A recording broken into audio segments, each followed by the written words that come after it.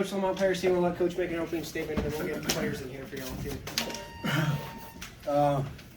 What a good basketball game. Thought it was really, really high level of competitive spirit, especially in the entire second half and overtime. I thought both teams were really getting after it and competing at a high level.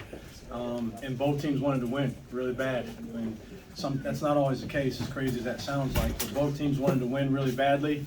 And unfortunately, somebody was going to have to not be able to do that. And so every possession down the stretch, I mean, for the last 8 minutes even, it seemed like, and then the overtime, every single possession seemed so critical. And so for our guys to value those on both ends of the ball, I thought we did a really good job defensively. We had a smaller lineup in there at times, which and we were playing chess back and forth. Coach Ewing then brings Wahad back in late in the game, and so we had to make a decision if we were going to stay small or go big. It was just a really good basketball game, but I can't say enough about the competition, the level of competition and competitive spirit on both sides of it. And this was a high point for our team, particularly in those moments and competing at that level in those moments. All right, questions for players, and please direct your question at the player, please. Meechie, I know you haven't been at full health for much of the season, dealing with the ankle. It seemed like you were looking pretty healthy out there today. How did it feel out there to have the kind of performance that you did, to be able to do what you did today? Man, truthfully, first I got to give glory to God, to still be in this position. Last 2 weeks, it's been rough, just in and out of games, trying to get your rhythm back, coming to the season so explosive and feeling good, and then you have a little setback, and, it does something to your mental a little bit. And just to have a game like this, man, it's a great team win. But for me, man, my confidence, I needed this game, honestly. And I just want to say thanks to Coach, my teammates, because without them, I probably wouldn't have had this game. The past 2 weeks when I was having, bad games or missing a lot of shots, they all kept encouraging me to shoot and stay confident. So it was a great team win, and I can't be thankful enough to be in this position right now. Front left here. Me? Oh, okay.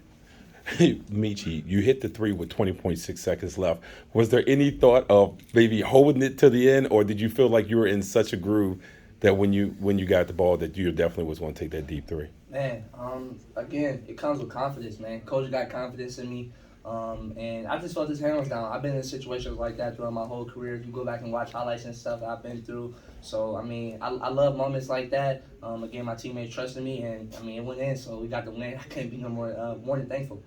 And Gigi, you look like a different person in the second half, more engaged offensively. What was the difference between you being able to get into that rhythm in the second half and kind of feeling yourself around in the first half?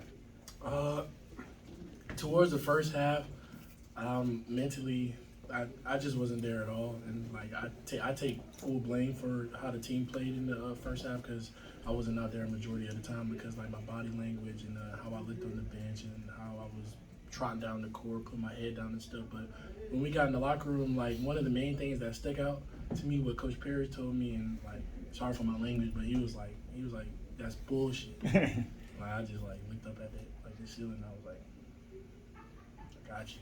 And then Coach Buckley told me he came to the NBPA camp back over the summer, and he was like, I need that Gigi. And when that's always smiling, laughing, getting after it, and I just looked at him and I nodded. Then when I saw that first shot go in, I was like, oh, okay, give me that.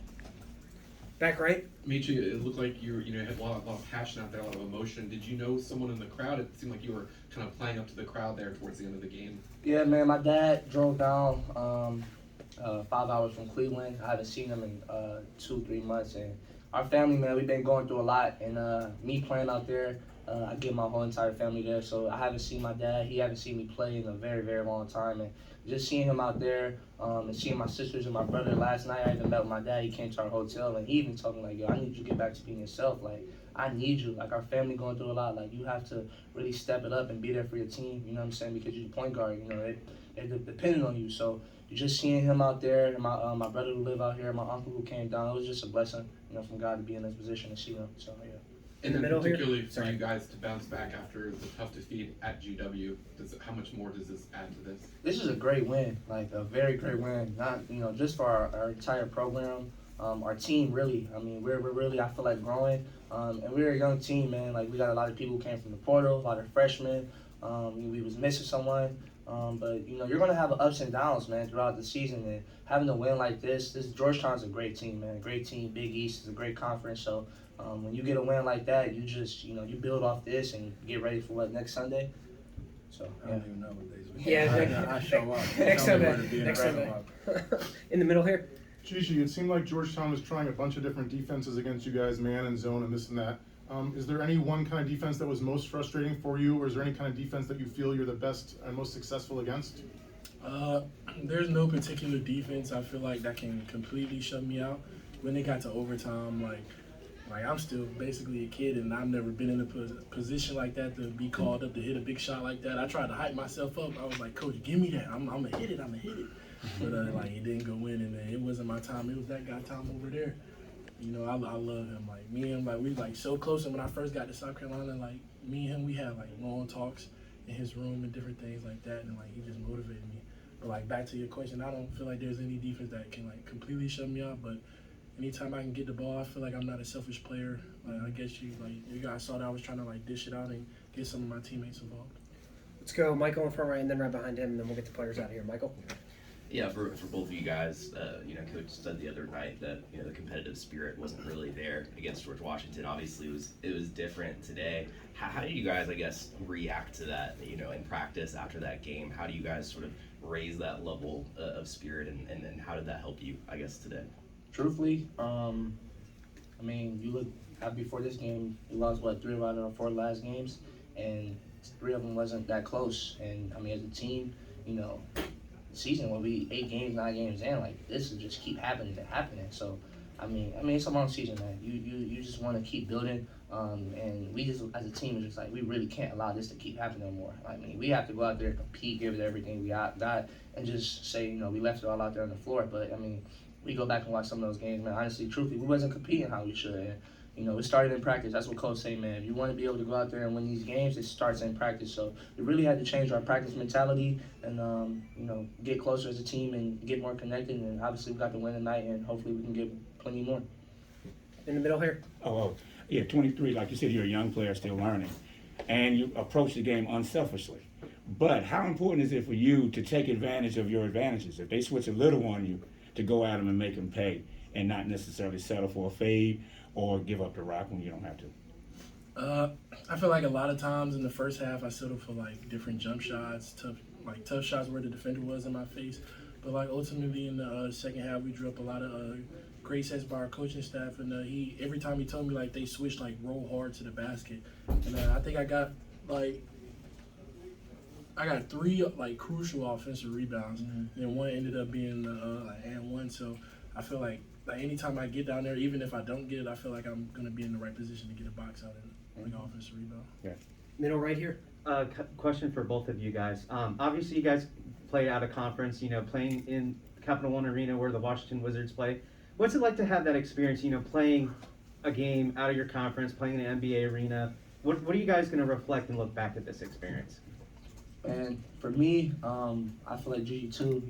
We all got goals to get to the NBA, and honestly, this is besides the win, this is something I will never forget, to be able to play a college game in the NBA arena. It's just amazing, man. You'll always remember this for the rest of your life, especially with a win and moments like that. So again, I'll never forget this win. I'll never forget playing in this arena. It was a great environment. It was a great atmosphere, and it's, like I said, it'd be something you always remember. Yeah, same for me. When we came out over the summer before I committed to South Carolina, I took an official visit here to Georgetown, so I got to kind of see a little bit of the arena, but I was itching so bad to get out to try to play on it. But like Meechie said, to get that feeling, I can't even really explain it. Like it's like you're there, but you're not there. Like it feel like you can just grab out of what you want, like it's right there. But definitely like a moment that I'll never forget for sure. All right, thanks, fellas. Thank you. Good luck. Thank you. Questions for Coach? Appreciate y'all. All right. Good luck, man.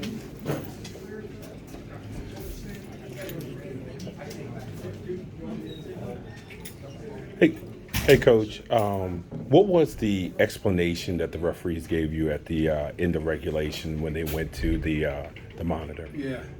So I haven't seen it, but I saw it live, and they we were in transition, and they reached out from behind and grabbed our jersey. I mean, it wasn't a basketball play, and by definition, that's a flagrant foul. Not making a play on the ball, and so grabbed our guy's jersey, and so that's what it was. It was a flagrant foul, so we got 2 shots and the ball back. And going down the stretch, that when Georgetown had their last possession, I know they took a shot, missed it. The clock was really running down. Was there any instruction maybe to foul them in the last 6 or 7 seconds so they couldn't get off the second 3, or did you just want it to play out? Well, if we could, I tried to get Meechie's attention when it got squirted out to the 3-point line and they fumbled it. And our guys know my stance on fouling versus not fouling, right? Mm-hmm.